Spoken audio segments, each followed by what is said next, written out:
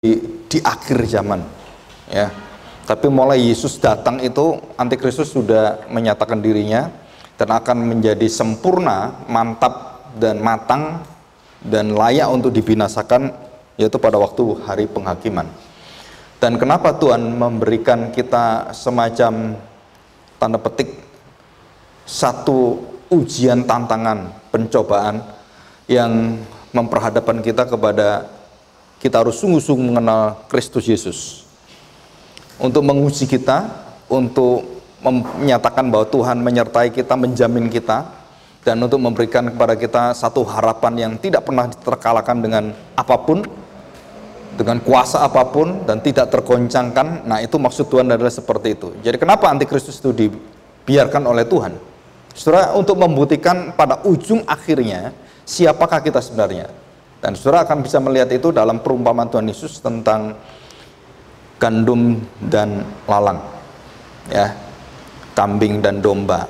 Dan di situ pada akhir zaman diadakan pemisahan yang diadakan oleh kuasa oleh Tuhan Yesus sendiri. Dan agama-agama lain juga mengakui bahwa Yesus akan datang, ya, Sang Ratu Adil atau Isa Al-Masih, dia akan menghakimi dunia. Dan mereka percaya itu, ya. Dan kita nggak tahu dari mana mereka bisa menuliskan itu semua, pasti ada berkaitan dengan firman Tuhan dan mereka ambil itu, ya. Nah, hari ini kita akan memasuki bagaimanakah kita mengenal Yesus itu dari keterangan melalui nabi-nabi, melalui firman Tuhan, melalui ritual yang ada, Taurat, kemudian melalui rasul-rasul, orang hidup dengan dia, dan melalui siapa? Dirinya sendiri, ya. Jadi kita mempunyai lapisan-lapisan yang memberitahukan siapakah Kristus itu.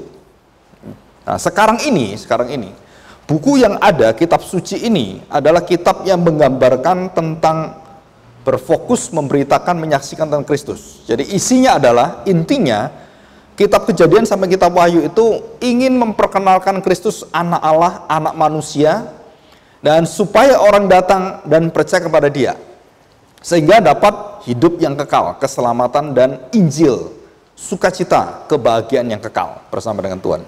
Jadi intinya itu di situ, saudara. Jadi intinya daripada kitab Kejadian sampai kitab Wahyu adalah Injil Yesus Kristus atau Injil Kerajaan Allah. Itu intinya. Dan kita belajar hari ini benar-benar untuk melihat apa yang dikatakan Nabi, kemudian dikatakan oleh para rasul, dikatakan oleh firman Tuhan, dikatakan Taurat, dan semua ritual yang ada dalam bait Allah itu menceritakan siapa, menunjuk pada siapa. Dan bahan-bahan yang ada, warnanya, dan kemudian keunikan ukirannya, bahan dari mulai bahan Taurat, tabut perjanjian, terus kemudian lapisan emasnya, dan ukurannya. Saudara, ini semua menunjukkan satu wujud yang langsung, kalau kita lihat semua gambaran yang ada dalam Alkitab itu memproyeksikan seperti prisma pada satu titik, yaitu Kristus. Di situ, saudara. Jadi tidak ada nabi yang tidak memberitakan tentang Injil Kerajaan Allah. Semua nabi memberitakan bertobatlah dan Tuhan akan memberikan sukacita kepada kamu. Tuhan akan memberikan hatinya dan memberikan kamu pengampunannya dan memulihkan kamu. Dan itu adalah Injil. Jadi sejak Adam, Injil itu sudah ada, sudah. Abraham ada. Ya, kemarin kita sudah baca Galatia pasal 3 ayat 8. Kita terkejut sekali bahwa Abraham sudah mengenal Injil. Loh, kok tahu, Pak? Dari firman Tuhan. Paulus katakan itu. Jadi Abraham tahu Injil dan dia tahu betul siapakah Mesias dengan lambang anaknya sendiri. Dan dia melihat iman itu ke depan. Dan satu sukacita yang luar biasa adalah apa yang kita kenal dengan orang-orang perjanjian lama kita kenal adalah sama nilainya dan sama pengetahuannya dan sama menyelamatkannya.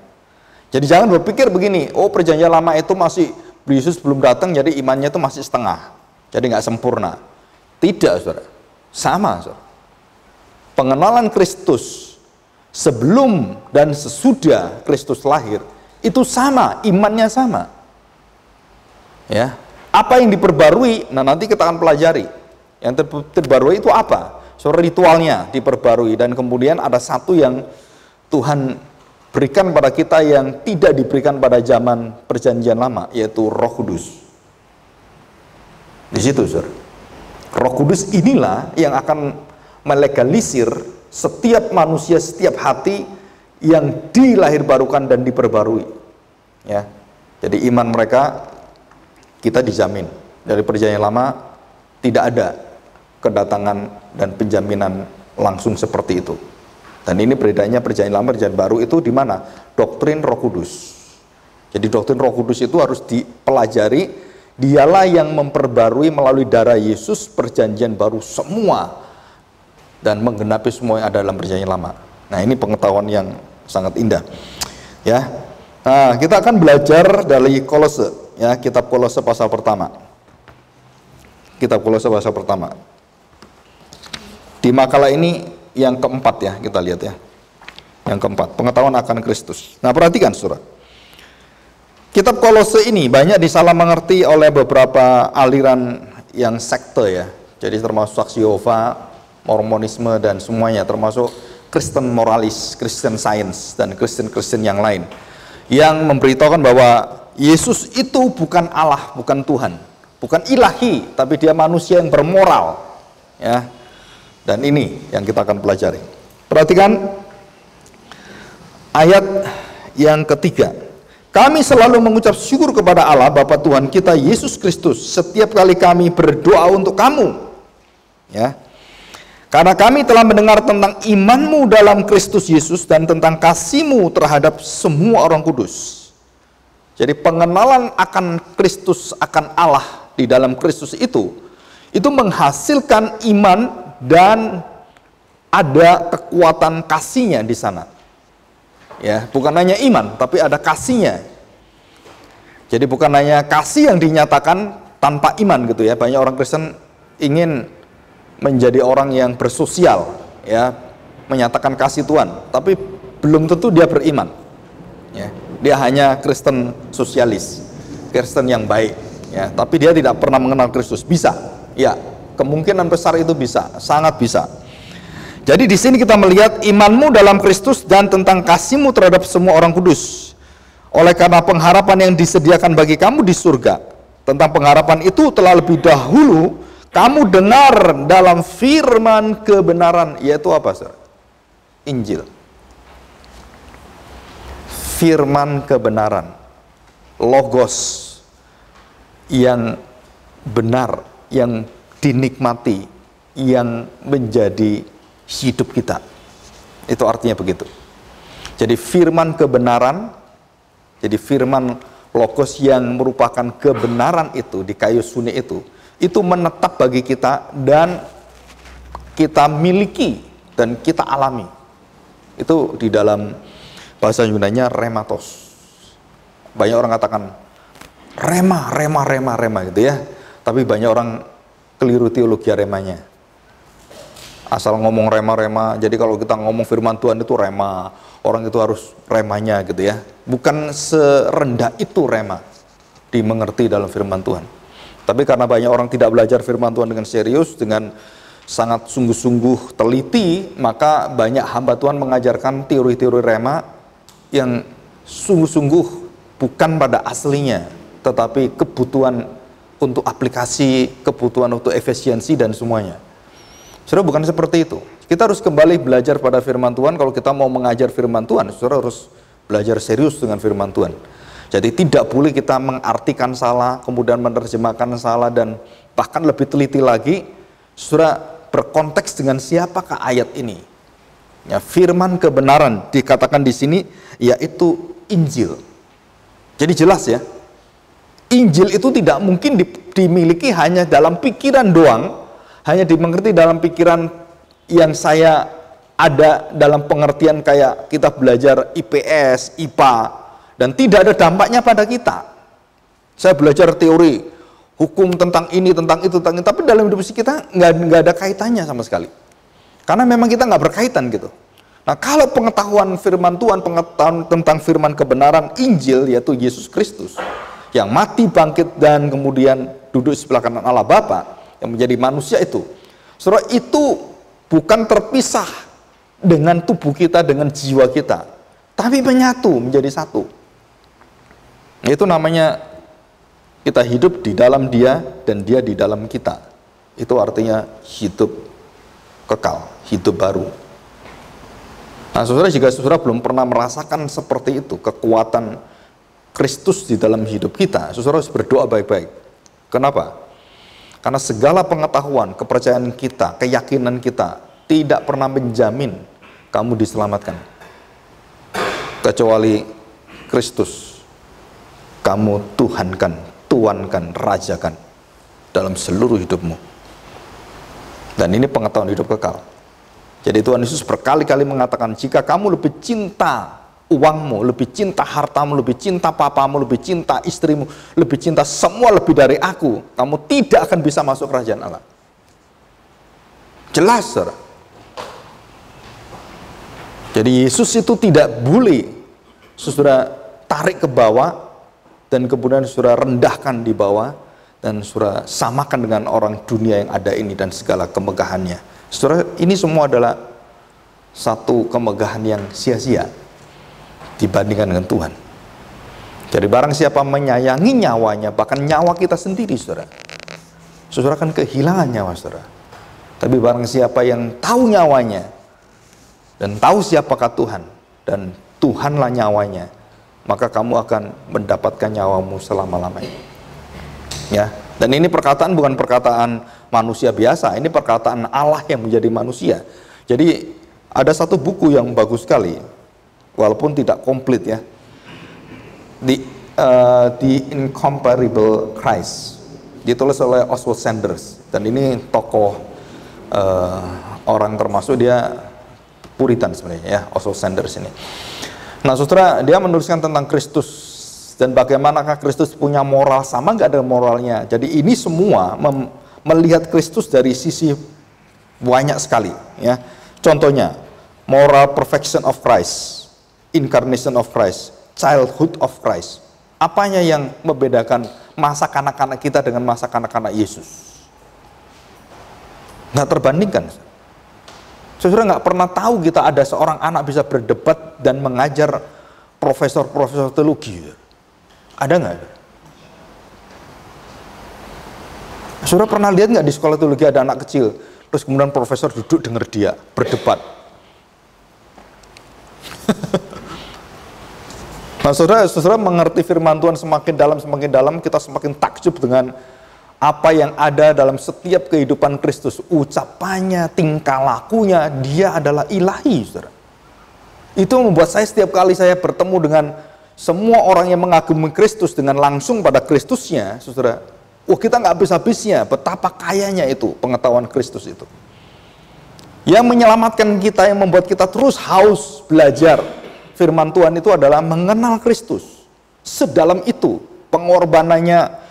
Jadi masa kecilnya di sini, masa mudanya. Nah ini the youth of Christ. Bagaimanakah dia bekerja? Bagaimanakah dia mengisi waktunya sebagai tukang kayu? Terus bagaimana dia dibaptis? Baptisan Yesus dengan kita bedanya apa? Wah, dalam sekali. Yesus dibaptis bukan karena dosanya, tapi karena ditimpakan dosanya, dosa kita kepadanya. Jadi Yesus ditimpali oleh dosa-dosa kita. Dan itu adalah baptisannya. Dan banyak sekali ya. Jadi manliness, humanity of Christ, sinlessness. Jadi Kristus yang tidak berdosa. Terus arti the soul only one. Jadi anak tunggal Allah. Anak Allah itu sudah menyatakan tunggal. Tapi hanya Injil Yohanes mengatakan anak tunggal Allah. Saudara, kenapa Injil Yohanes menekankan itu? Karena dia melihat hubungan dan satu ketakjuban dia waktu dia melihat Yesus yang dengan Bapa itu begitu dekatnya, dan dia baru bisa menuliskan tunggal itu. Dan tidak ada yang bisa tuliskan itu kecuali Yohanes, Rasul Yohanes. Karena relasi dia dengan Kristus begitu dekat. Dan dia diberikan hak oleh Tuhan mengungkapkan ketunggalan Kristus. Maksudnya apa? Dia tuliskan ketunggalan Kristus. Buktinya apa? Pada mulanya adalah Allah. pada mulanya adalah Logos. Ya, dan itu adalah ketunggalan. Artinya ketunggalan apa? Kalau Allah adalah kekal, maka anak tunggalnya apa? Kekal. Kalau Allah adalah Maha Kudus, anak tunggalnya adalah Maha Kudus. Jadi semua yang ada dalam diri Allah, ciri-ciri apa yang ada dalam diri Allah, itu langsung keluar. Dan sama persis kepenuhan Allah itu ada di dalam Kristus. Dan ini kita baca nanti. Ya. Jadi kita semua tujuan hidup kita itu menjadi serupa dengan apa? Dengan gambaran dan wajah dan hidup Kristus. Dan gereja tidak boleh ada visi yang lain kecuali ini.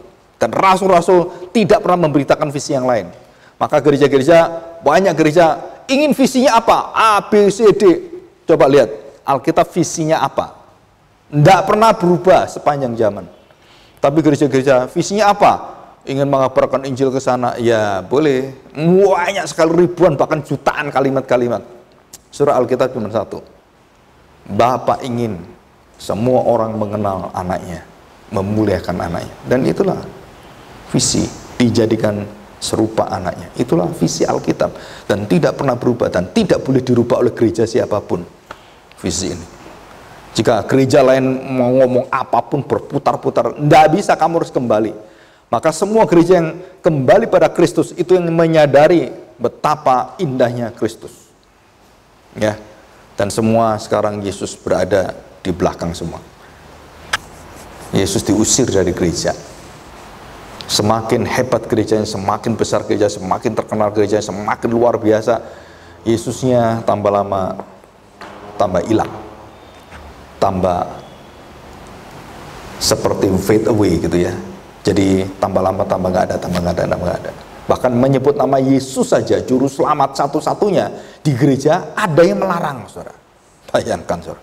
Jangan, nanti agama lain tersinggung. Loh, ini di gereja ngapain nyinggung agama lain? Nggak boleh kita. Saya pernah khotbah di satu gereja besar, saudara, dan tidak boleh lagi ke sana saya. Kenapa? Karena eksklusivitas Kristus yang saya beritakan itu membuat orang terbius katanya. Coba bayangkan, saudara. Ada loh gereja yang menolak kita memberitakan Kristus satu juru selamat. Dan itu gereja-gereja banyak di sini, di Bandung, di Surabaya, semua banyak. Dan khususnya gereja-gereja mainline lagi, yang sudah ratusan tahun, yang dulunya sangat reform, bisa jadi seperti itu. Kenapa? Karena sudah tidak kenal Yesus lagi. Nah, ini kita sayangkan, ya. Oke, kita lanjutkan. Kita lihat ayat ini. Ya. 6. Yang sudah sampai kepada kamu, Injil itu berbuah dan berkembang di seluruh dunia. Demikian juga di antara kamu sejak waktu kamu mendengarnya dan mengenal kasih karunia dengan sebenarnya. Ya. Jadi yang pertama, ada yang memberitakan, dan kemudian Injil itu berbuah, berkembang, dan berkembang kemudian sampai kepada jemaat di Kolose. Dan di jemaat di Kolose itu mereka mendengar Injil dan mengenal kasih karunia Allah dengan sebenarnya. Ya, urut-urutannya saudara lihat ini ya. Jadi mendengar, mengenal, baru percaya. Betul kan? Mendengar, mengenal, baru percaya. Dan itu proses manusia. Kita dengar, otomatis otak kita mencerna. Otak kita mencerna, otomatis hati kita membenarkan dan tidak, mengiyakan dan tidak di situ. Ya. Oke, ayat yang ke-7. Demikian bunyi firman Tuhan. Semuanya itu telah kamu ketahui dari Epafras, kawan pelayan yang kami kasih, yang bagi kamu adalah pelayan Kristus yang setia. Tidak diberitakan Epafras adalah seorang nabi, seorang rasul, dan seorang pengerja. Ya, tidak diberitakan apapun. Jadi Epafras ini adalah orang biasa, tetapi pemberita Injil. Jadi kalau kita sekarang sebut penginjil, tapi dia jemaat biasa. Jadi banyak gereja melupakan bahwa jemaatnya itu adalah semuanya penginjil dalam fungsi dan panggilannya, bukan jabatannya. Jadi kita semua ini adalah penginjil, saudara. Pemberita Injil, menyaksikan Injil, itu penginjil. Secara apa? Secara status kita adalah seorang nabi, kita seorang imam, dan kita seorang raja. imamat rajani. Dan itu status kita. Panggilan kita, bermacam-macam panggilan. Kita menjadi dokter, tapi status kita adalah seorang yang imam, nabi, dan raja. Saudara harus mengeluarkan itu. Profesi saya A, tapi jati diri saya adalah orang Kristen yang memiliki 3 panggilan itu. Ya. Nah, saudara, pengajaran-pengajaran yang sangat indah seperti ini dan sangat tradisional, dan bukan hanya tradisional tapi ortodoks, ya, itu sudah ditinggalkan dan sayang sekali, ya. Oke, kita lanjutkan. Epafras, ya. 8, dialah juga yang telah menyatakan kepada kami kasih-Mu dalam roh. Sebab itu sejak waktu kami mendengarnya, kami tiada berhenti-henti berdoa untuk kamu. Jadi ada sukacita yang luar biasa yang dalam, karena mereka mengenal Injil, mereka mengenal firman kebenaran, mereka mengenal Kristus dan mempercayainya dan berbuah luar biasa. Ya, sebab itu sejak waktu kami mendengarnya, kami tiada berhenti-henti berdoa untuk kamu. Kami meminta supaya kamu menerima segala hikmat dan pengertian yang benar untuk mengetahui kehendak Tuhan dengan sempurna, sehingga hidupmu layak di hadapannya serta berkenan kepadanya dalam segala hal. Dan kamu memberi buah dalam segala pekerjaan yang baik dan bertumbuh dalam pengetahuan yang benar tentang Allah. Ini dalam Efesus pasal 4 dari ayat 11 sampai 17 diulang lagi oleh Rasul Paulus, lebih detail, ya, tentang pengenalan, pengetahuan akan Kristus, anak Allah. Jadi saudara, ada 2 macam pengetahuan itu. Yang pertama adalah mengenal Kristus yang sudah sempurna dan mengenal Kristus yang menyempurnakan saya. Dan banyak orang memisahkan ini begini, saudara. Oh, saya kenal Kristus sempurna, jadi saya nggak butuh apa lagi selain Kristus. Betul, tapi ingat baik-baik, Kristus mengizinkan kamu tetap tinggal dan bersama dengan kamu memikul salib, menggandeng kamu berjalan dan menuntun, menggembalakan, serta memberikan seluruh tubuh dan dagingnya supaya kamu nikmati dalam hidupmu. Nah, itu artinya kesempurnaan di dalam pengudusan. Jadi yang tadi saya sudah punya status, sudah dipercayai Tuhan Yesus, saya sudah dibenarkan, saya sudah dibenarkan oleh Tuhan. Jadi saya tidak perlu lagi untuk mencari-cari pembenaran yang lain. Setelah itu apa? Selesai? Ya. Setelah itu apa? Kebenaran yang kamu miliki itu harus hidup, harus menyatakan kesaksiannya, harus berbuah dalam perbuatan baik, dalam harapan-harapan, dan dunia mengetahui itu, seperti tuliskan di sini. Jadi pengetahuan itu bertumbuh yang benar tentang Allah. Jadi semakin kita bertumbuh, kita semakin berbuah, kita semakin menyatakan kebaikan-kebaikan Tuhan. Perbuatan baik di sini bukan perbuatan baik yang dilakukan oleh agama. Perbuatan baik di sini, perbuatan baik di dalam Kristus, di dalam kasih Allah. Jadi, saudara, kalau dikatakan perbuatan baik, kualitas perbuatan baik kita dan orang yang bukan Kristen itu beda. Moral kita dengan moral bukan Kristen beda. Bedanya apa? Seluruh moral kita tidak pernah bisa menyelamatkan kita. Seluruh moral kita berasal dari moral Kristus. Seluruh perbuatan baik kita berasal dari Kristus, bukan berasal dari diri kita. Kalau seluruh yang bukan iman Kristen, yang bukan di dalam kasih Kristus, kekuatan kita berbuat baik adalah kekuatan dari diri kita. Alasan-alasannya adalah karena dia anak saya, karena dia istri saya, karena banyak sekali. Tapi kalau kita adalah karena kemuliaan Allah. Nah, itu bedanya, saudara. Nanti dalam prakteknya kita akan tahu seberapa jauh kasih kita kepada Allah dan kasih kita kepada orang yang kita cintai, mungkin anak kita, mungkin keluarga kita, suami kita, istri kita, papa kita, mama kita, ya. Dan saudara, seluruh daripada kasih kita, semua yang ada, tidak pernah melampaui mengasihi dirimu. Betul? Masih ingat hukum kasih? Kalau kita mengasihi Allah dengan segenap, sebulat, sepenuh, betul? Segala-galanya. Tapi kalau mencintai sesama manusia, ukurannya siapa? Seperti dirimu sendiri. Saudara nggak mungkin mengasihi sesamamu melebihi mengasihi, dan kamu pakai kasih seperti Allah. Jadi syair-syair waktu pacaran itu merupakan hujatan pada Tuhan semua. Engkau akan kucintai seumur hidupku, selama-lamanya. Engkaulah segala-galanya bagiku. Saudara, itu menghujat Tuhan semua loh. Syair-syair cinta itu. Yang boleh memiliki itu siapa? Tuhan. Yang harusnya ke Tuhan itu kepada mereka.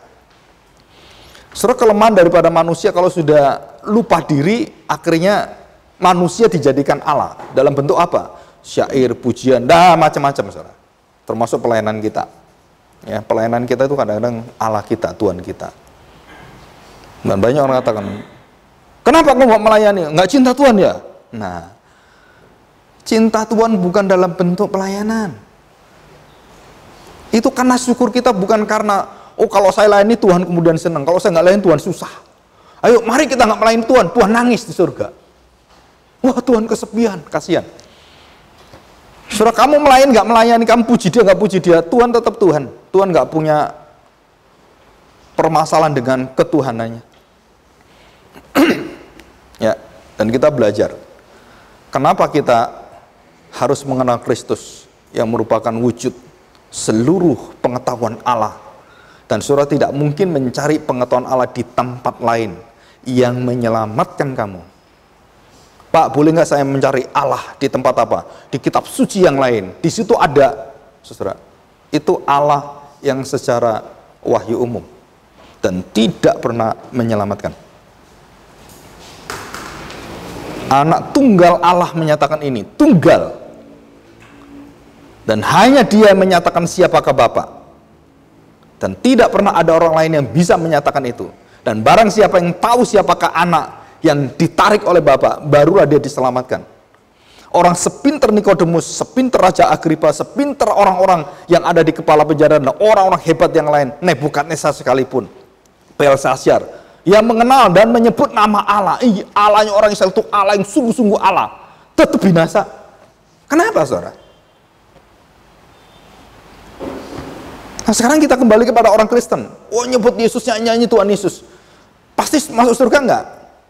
Pujianmu tidak pernah membawa kamu kemudian mengeluarkan seperti karcis masuk surga. Enggak ada, saudara. Seluruh pelayanan kita tidak pernah memberikan permittance masuk surga, entrance.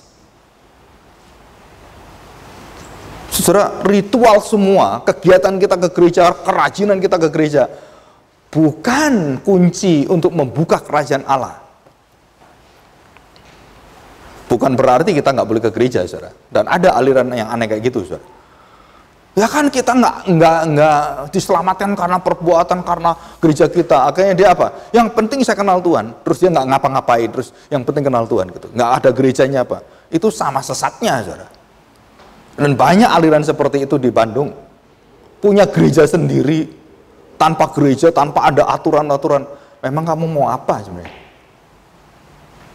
Heran saya, saudara. Kita bergereja bukan karena kita mau menggerejakan orang gitu, saudara. Kan ada istilah kan, bergereja menggerejakan gitu. Saudara, menggerejakan itu siapa? Yesus mengatakan, akulah yang mendirikan jemaatku, bukan gereja. Gereja tidak mampu mendirikan gereja, saudara. Hanya Kristus yang mendirikan jemaatnya. Terus nanti gimana? Ya Kristus semua. Semua Kristus. Tapi kita ngomong apa? Saya akan dirikan gereja. Hebat juga kamu ya. Siapa Pak dirikan? Iya, kan kita punya uang, kita punya tanah, kita dirikan gereja. Itu gereja bangunannya, bukan gereja manusia barunya. Nah, saudara, kita kadang-kadang perlu untuk serius mengerti perkataan-perkataan yang tanda petik sepertinya rohani, sebenarnya itu adalah, saudara, sangat duniawi. Sepertinya rohani, saudara. Ya. Oke, kita lanjutkan. Ayat yang ke 15 ya. Saya bacakan 13 dulu. Ia telah melepaskan kita dari kuasa kegelapan dan memindahkan kita ke dalam kerajaan anak yang kekasih. Di dalam Dia kita memiliki penebusan kita, yaitu pengampunan dosa. Nah, saudara perhatikan. Jadi perpindahan itu terjadi karena adanya penebusan dosa. Dari gelap menuju terang. Dan itu adalah karya Kristus. Dan tidak bisa digantikan oleh siapapun. Nah, sekarang kita masuk tentang keunggulan, finalitas, keutamaan Kristus. Ya. Ia adalah gambar Allah yang tak kelihatan, yang sulung, lebih utama dari segala yang diciptakan, karena di dalam dialah telah diciptakan segala sesuatu yang ada di surga dan yang ada di bumi, yang kelihatan dan yang tidak kelihatan, baik singgasana maupun kerajaan, baik pemerintah maupun penguasa. Segala sesuatu diciptakan oleh Dia dan untuk Dia. Ia ada terlebih dahulu dari segala sesuatu yang ada, segala sesuatu yang ada di dalam Dia. Ia adalah kepala tubuh, yaitu jemaat. Ialah yang sulung, yang pertama bangkit dari antara orang mati, sehingga Ia yang lebih utama dalam segala sesuatu. Ini artinya lebih utama adalah prioritas, supremasi. Jadi finalitas dan supremasi. Finalitas menunjukkan satu kondisi keadaan yang final, yang tidak bisa dirubahkan lagi dan sudah sempurna, sudah tidak perlu dilengkapi apapun. Sedangkan superioritas, supremasinya adalah dari pribadi Dia, tidak ada yang bisa dibandingkan oleh siapapun. Dan itu arti katanya sulung, yang menyatakan ketunggalan anak Allah. Jadi Allah tidak mungkin punya anak kedua. Kenapa? Karena yang berasal dari Allah, dari anaknya itu harus satu dan satu-satunya. Dan tidak mungkin yang kekal itu bisa punya dua anak. Itu bukan kekal. Ngerti maksudnya, saudara? Jadi sesuatu yang kekal itu menyatakan kekekalannya itu selalu tunggal, sulung, dan tidak akan berubah. Jadi saya tanya, saudara, jadi ya, ada suatu pengetahuan Allah yang membuat kita pengetahuan tentang Kristus, membuat kita bisa diselamatkan. Kenapa, saudara? Dan kita percaya ini, dan kita percaya mati dan bangkitnya Kristus. Saudara harus percaya ini. Kalau saudara nggak percaya, saudara nggak akan bisa mengalami kemenangan dari dosa, disembuhkan dan dilepaskan dari kuasa belenggu dosa, dan saudara akan mengalami maut. Dan saudara akan kalah dengan maut. Tetapi di dalam Kristus, saudara mendapatkan kekuatan melepaskan dan mengalahkan maut. Dan bukan hanya itu, saudara menerima warisan sebagai anak-anak kerajaan Allah, bersekutu bersama dengan Dia selama-lamanya. Nah, ini yang tidak pernah orang pikirkan, yang sering kali kita setiap Jumat Agung kita diingatkan dosa kita sudah ditebus gitu. Dan kita tidak pernah melangkah dalam hak sebagai anak-anak yang memiliki keanakan di dalam Kristus atau adopsi. Dan kita memiliki hak itu sepenuhnya. Dan kita mempunyai kuasa yang sama. Apa yang dikerjakan oleh Kristus sama dengan yang kita kerjakan. Dan dampaknya dan semuanya adalah sama. Kenapa? Karena Kristus yang sulung. Nah, saudara, di sini waktu Yesus yang sulung itu, yang tunggal itu menjadi kekuatan Allah menyatakan dirinya kepada kita, maka waktu kita percaya kematian dan kebangkitannya yang sulung dan tidak ada yang kedua lagi. Jadi semua manusia yang mati yang bangkit itu hanya Kristus yang bangkit dan mati. Coba dengar baik-baik ini. Satu-satunya manusia yang mati dan mampu menanggung dosa dan mampu mengalahkan dosa dan bangkit dari kematian itu hanya Yesus, dan tidak ada manusia lain yang bisa lakukan itu. Loh Pak, kan kita akan bangkit, betul, tapi kamu tidak pernah menanggung dosanya orang. Ngerti maksudnya, saudara? Dan tidak pernah kita menanggung dosa orang. Dan hanya Yesus. Jadi waktu kamu bisa mati bersama dengan Kristus, dan kamu tidak mendapatkan maut, kamu tidak ditimpa maut, kamu tidak mendapatkan hukuman yang kekal, kematian yang kekal itu. Siapa yang menerima? Kristus Yesus. Dialah yang sulung, yang tunggal, yang mampu menerima hukuman yang tak terkatakan, tak terbatas, dan tak bisa ditanggung manusia. Saudara, kita tahu, ini saya pakai ilustrasi, ya. Huruf S kebalik. Tahu ini kan? Artinya apa? Infinity. Tak terbatas. Jadi waktu Allah mengasihi kita, kasihnya apa? Kalau kita kan diri kita kan, kalau kita lemah kasih kita lemah, diri kita kan ukurannya, betul nggak? Kalau kita lagi down, kasih kita juga down. Manusia seperti itu, suami istri apa sama, saudara. Terjadi pertengkaran karena kondisi-kondisi seperti itu manusia. Tapi Allah bukan seperti itu, loh. Allah bukan manusia. Dia mengasihi kamu, dia memilih kamu dengan apa? Infinity love. Dan semua yang keluar dari Allah adalah sempurna. Kekudusannya sempurna, dikerjakan sempurna. Jadi nggak mungkin kamu mengatakan, loh Pak, kalau saya diselamatkan bisa hilang nggak keselamatan saya? Kamu belum mengenal Allah. Allah mengasihi kamu dengan infinity love. Kasih yang tak mungkin bisa kamu bandingkan dengan siapapun. Jadi Allah kalau mengasihi kamu, selama-lamanya mengasihi kamu. Jadi infinity selalu berkaitan dengan kekekalan. Kekekalan berkaitan dengan tidak berubah. Tidak berubah berkaitan dengan apa? Dengan saudara, tanpa ada yang bisa menanggungnya, menggantikannya. Dan inilah pengetahuan tentang Kristus, tentang anak Allah. Saudara, saya ingin saudara mengenal ini. Kenapa? Karena ini finalitasnya, saudara. Jadi kalau kita mengatakan, oh itu Pak, berarti saya ini punya kuasa nanti bangkit dari kematian. Bukan. Iya, betul. Dari mana kuasamu? Bukan dari kamu. Dari siapa? Dari Kristus. Jadi semua anugerah kuasa Tuhan, kematian, kebangkitan, penderitaan, kenapa saya bisa menghadapi hidup saya dan menderita dan saya bisa keluar dan saya bisa diselamatkan Tuhan? Kenapa, saudara? Karena Kristus ada dalam hidupmu. Engkau di dalam aku, nah aku dalam engkau. Di luar aku, kamu tidak bisa berbuat apa-apa. Dan Yesus berdoa, apa yang dia doakan yang paling utama dia doakan di dalam Yohanes 17. Doa syafaat yang panjang sekali. Saudara, apa itu dia doakan? Kesatuan orang percaya. Yang pertama.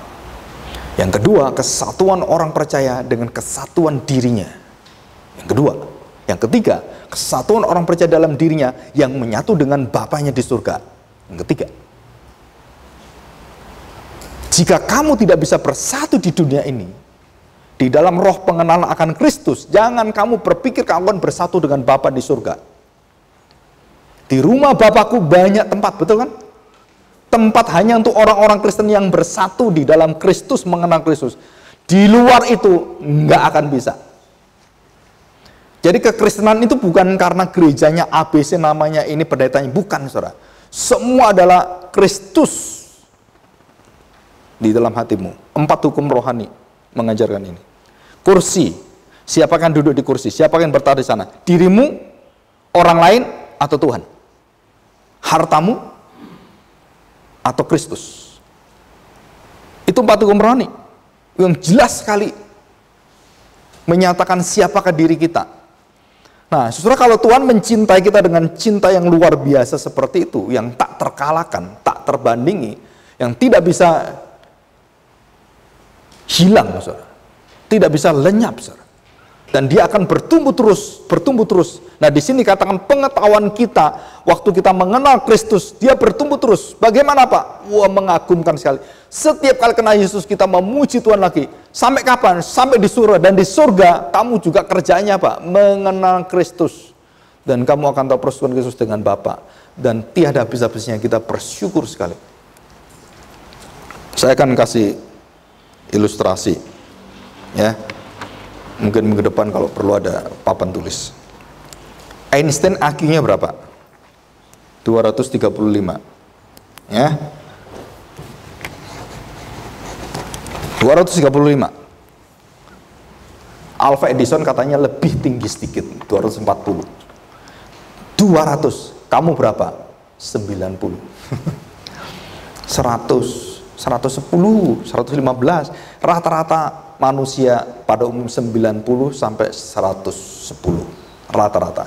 Di atas itu 120, 130 itu pinter. Ya. 130 ke atas rada jenius. 150 ke atas, nah mulai jenius. Einstein super jenius. Ya? Dia menemukan teori dengan segala pengetahuan yang ada, dan IQ-nya sebelum dia semua dikumpulkan, dan dia kemudian membuat dan menciptakan, istilahnya menciptakan ya, sebenarnya bukan menemukan nuklir ya, dan kemudian dipakai untuk mengebom Nagasaki dan Hiroshima. Boom. Bom atom. Nah, saudara, di situ kita lihat seorang manusia mempunyai kuasa dampak, kuasa pengetahuan yang bisa menghancurkan seperti itu, saudara. Nah, terus kita bandingkan, saudara, dengan Tuhan yang infinity.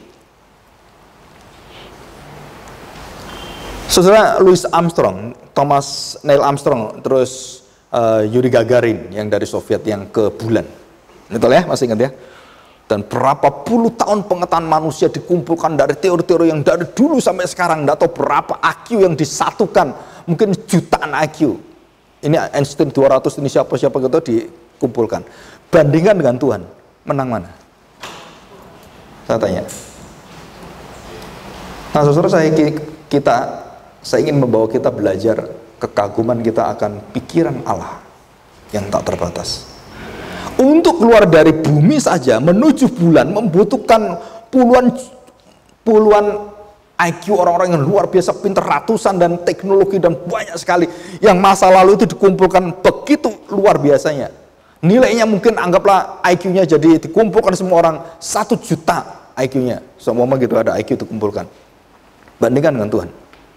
Untuk keluar bumi saja baru tahun 6000 baru keluar manusia. Dan itu baru keluar, manusia menemukan teleskop Hubble gitu kan. Wah, lihat lagi galaksi. Ada galaksi, begitu banyak galaksi dan ribuan jutaan galaksi. Satu galaksi bisa keluar juta tahun, miliar tahun. Terus saya tanya, kamu mau ketemu Allah kapan? Ayo. Ketemu Allah kapan? Kalau mau ke bulan aja butuh 80 tahun. Ke Pluto butuh 300 tahun. Keluar galaksi butuh 1 miliar tahun. Terus kamu ketemu Tuhan kapan? Boro-boro ketemu, mati semua udah. Nah, coba kita bandingkan. Waktu Tuhan ketemu kita, Tuhan membutuhkan IQ berapa? Wah, kalau di sini kan orang banyak. Tuhan membutuhkan IQ berapa? Waktu Yesus datang ke dunia menjadi anak manusia, ya, terus para gembala melihat malaikat menyanyi, betul kan? Dan itu bumi dan surga itu satu loh, saudara. Betul kan? Coba kita lihat, kita menuju kepada kehadirat Allah. Di mana Allah itu? Di ujung sana gitu ya. Kita keluar dari bumi, kita keluar terus menuju bulan, Saturnus, Uranus, menuju gagasan semua yang ada, tata surya, keluar ke sana, sampai keluar bumi kali, gak nyampe-nyampe ya, saudara. Miliar tahun gak nyampe-nyampe. Tuhan sekejap langsung nyampe. Seberapa hebatnya IQ-nya Tuhan, kemampuan Tuhan. Saudara, kalau saya membayangkan ini, kadang-kadang saya gemetar sekali. Kita menghina Tuhan begitu dalamnya tentang pengenalan pengetahuan Kristus. Dan saya peringatkan kepada pendeta-pendeta yang tidak mengaku Yesus sebagai Tuhan dan Juru Selamat, pengetahuan tentang Allah yang ada hidup kekal di dalam Dia. Oh, saudara, bertobatlah. Jika engkau pendeta lagi, kenapa? Murka Allah ada di atas kepalamu. Dan ini tidak main-main, saudara. Jadi kalau Allah mengasihi engkau dengan kasih yang tak terbatas, yang melampaui dari segala dosa-dosamu, dan Dia bisa tanggung, bukan hanya dosa satu orang, seluruh dunia Dia bisa tanggung. Karena Dia ilahi, tak terbatas.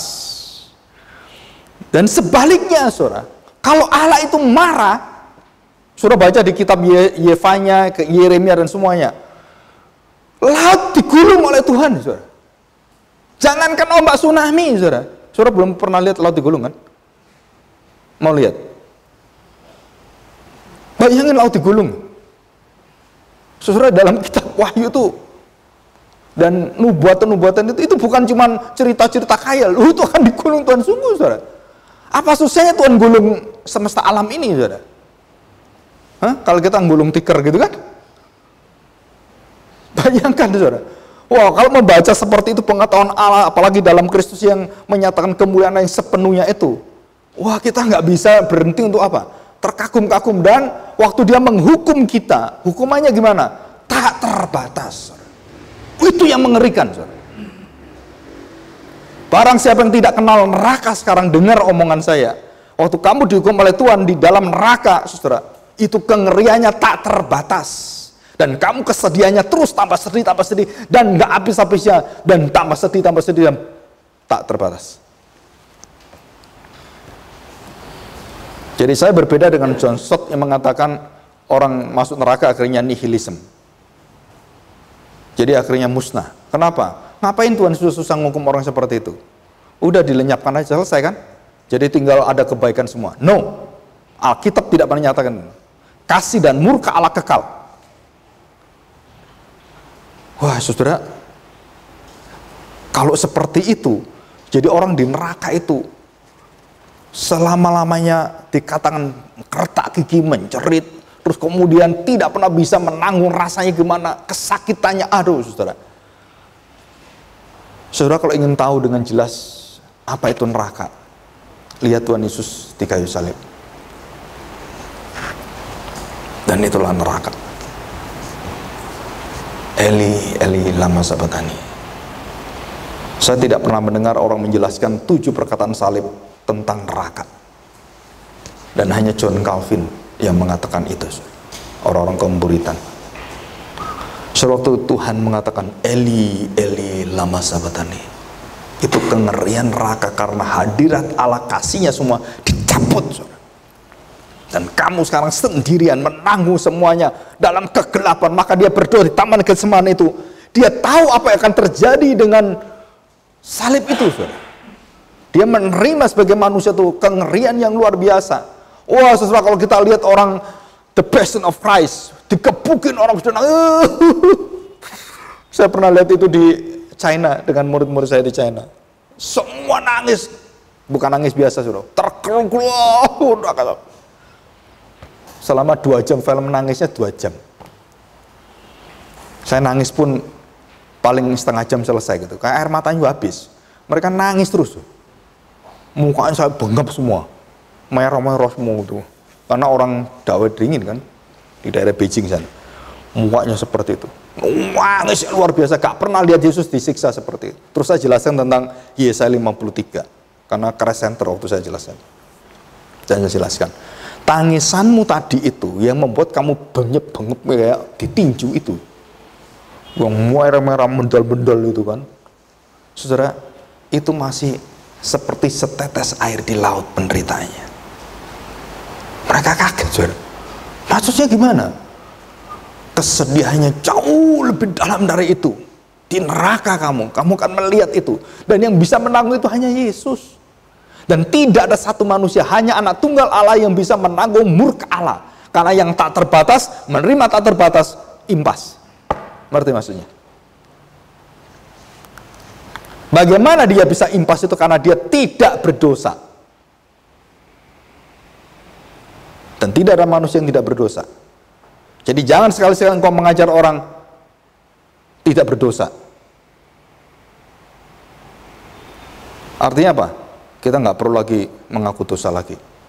Kamu itu siapa? Sinlessness itu hanya Kristus.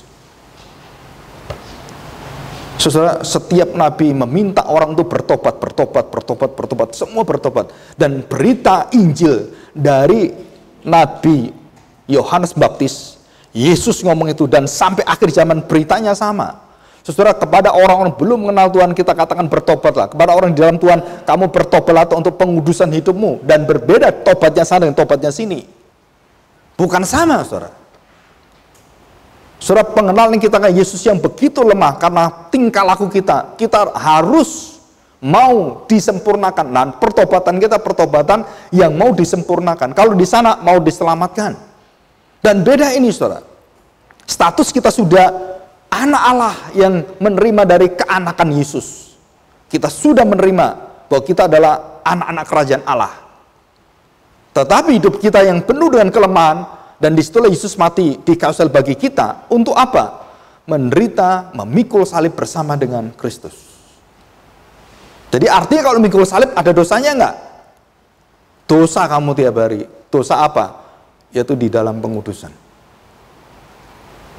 Ini statusnya beda, saudara. Jadi saudara nggak perlu lagi meminta apa? Tuhan selamatkan saya. Nggak perlu, kamu sudah diselamatkan. Tetapi hidupmu harus disempurnakan menuju serupa Kristus. Nah itu saudara, kita dikuduskan dan kita harus mengaku. Saling mengaku dosa kita dalam 1 Yohanes. Dijelaskan panjang lebar. Bukan untuk apa? Supaya saya diselamatkan. Bukan. Untuk sempurna kasih Allah dalam diri kita. Kenapa kamu saling mengaku dosa? Supaya kasih Kristus sempurna dalam diri kita. Kalau bukan orang Kristen, nggak bisa saling mengasihi, saling mengampuni. Saudara, saya mengatakan sekali lagi, kasihlah yang dikasih Tuhan. Jangan mengasihi yang tidak dikasih Tuhan.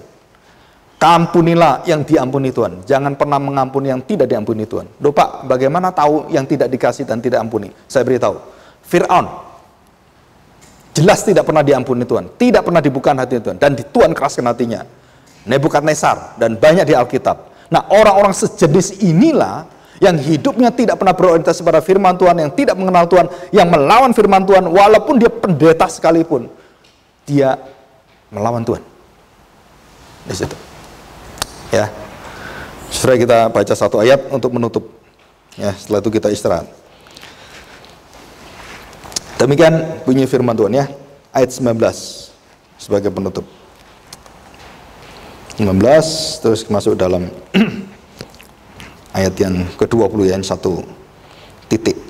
Karena seluruh kepenuhan Allah berkenan diam di dalam dia, dan oleh dialah ia memperdamaikan segala sesuatu dengan dirinya, baik yang ada di bumi maupun yang ada di surga, sesudah ia mengadakan pendamaian oleh darah salib Kristus.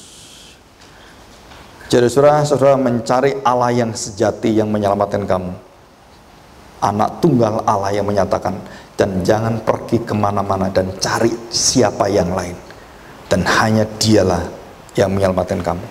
Dan tidak mungkin kamu cari seorang nabi dan tokoh-tokoh agama yang lebih daripada Kristus, yang tanpa dosa dan kasihnya yang tak terbatas, dan dia berasal dari kekekalan, dan dia diutus oleh Allah, dan tidak pernah engkau lihat ada manusia yang bisa menyelamatkan kecuali manusia, yaitu Allah sendiri.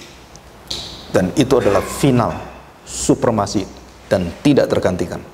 Dan itulah iman yang memberikan kau hidup yang kekal. Jadi waktu kamu mati, kamu sudah tahu tubuh saya akan bangkit. Kenapa? Karena Kristus yang menjamin saya. Ya, mari kita berdoa. Bapak, terima kasih untuk sesi yang pertama ini. Tuhan, tolong kami, kekaguman kami pada anakmu yang tunggal, apalagi pada engkau Bapa, sungguh tak terbatas, tak terucapkan, dan tak terbilang. Bagaimanakah kami harus mengagumi engkau? Tuhan, banyak keterbatasan kami, tetapi kami bersyukur karena iman yang kau berikan pada kami, karena kasih karunia yang begitu besar, yang tidak bisa kami balaskan. Dan kami percaya Tuhan, engkau begitu baik, dan kasih-Mu melampaui dan menguasai seluruh kelemahan dan dosa-dosa kami, bahkan menutupi, mengalahkan, dan menggantikan kegelapan kami dengan terang, kebinasaan kami sebagai anak-anak yang melawan, memurkai engkau, yang harusnya dibinasakan dan dimurkai Tuhan, menjadi anak-anak kerajaan yang mendapatkan seluruh hak. Dan inilah Tuhan, syukur kami, bawalah hati kami untuk selalu menyembah di dalam Kristus Tuhan dan Juru Selamat kami. Terima kasih Bapa, di dalam nama Tuhan Yesus, serahkan doa kami. Amin. Saya serahkan pada itu.